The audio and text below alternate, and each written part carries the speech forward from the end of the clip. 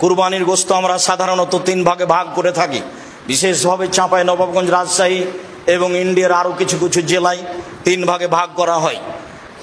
2 ভাগ নিয়ে আসা হয়, 1 ভাগ বিকালে মাথা পিছু ভাগ করে নেওয়া হয় গ্রামবাসী মিলে। আসলে এই পদ্ধতি হারাম না হলেও তা পছন্দনীয় নয়। আবার কোনো কোনো এলাকায় মানুষ হারে কিছু দিয়ে দেওয়া হয় আর সব নিয়ে চলে আসা হয়, এটাও ঠিক নয়। হ্যাঁ, 3টার পদ্ধতির মর্মে কোনো হাদিস সহি নেই।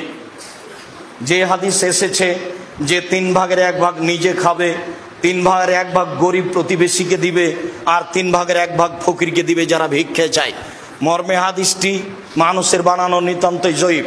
কাজে এই হাদিসকে দলিল সামনে রেখে কুরবানির গোশত 3 ভাগে ভাগ করতে হবে এ কথা নয়। 3 ভাগ করলে নাজায়েজ হারাম হবে এ কথা নয়। তবে আমরা পছন্দ মনে করি 3 ভাগের 1 ভাগ যে দিয়ে এসেছেন, 10-এর মধ্যে এটা দিয়ে এসেছেন, যাক ওটা ভাগ করে নে করা যারা কুরবানি দেয়নি।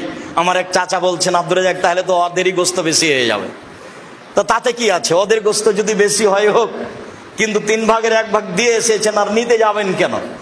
আবার যারা বলছে নিতে গেলে ওটা বমি করার মতো হয়ে গেল, দান করেছে আবার ফিরিয়ে নিল। কুরবানির গোশত অত ছোট জিনিস নয়, খুব দামি গোশত, খুব সম্মানী। দিয়ে এসেছে আবার নিতে গেলে সেটা ওই বমন হয়ে গেল, এ কথা বলা যাবে না। কুরবানির গোশতের উপর এরকম কোনো মন্তব্য করা ঠিক নয়। কুরবানি যেমন খুব দামি পশু, কুরবানির গোশত তেমন দামি জিনিস।